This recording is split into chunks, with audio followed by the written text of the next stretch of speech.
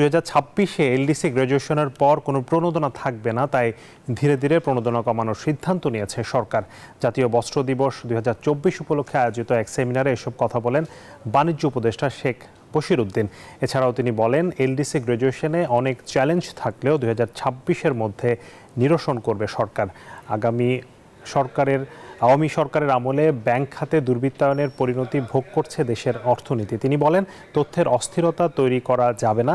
এই খাতে বিদেশি কর্মী কমিয়ে দেশি কর্মী বাড়াতে হবে। প্রতিষ্ঠানগুলো উপযুক্ত প্রস্তাব নিয়ে আসলে মন্ত্রণালয় সহায়তা করবে। আপনার কাছে ইনসেন্টিভ থাকবে না, এটা একটা সমস্যা।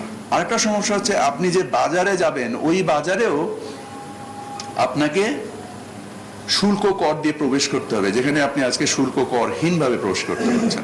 আমি আপনাদেরকে সেন্সিটাইজ করতে যাচ্ছি that invest into your capacity building, invest into reduce energy cost, invest into your efficiency, invest into your skill to offset these difficulties or these challenges that is in front of you.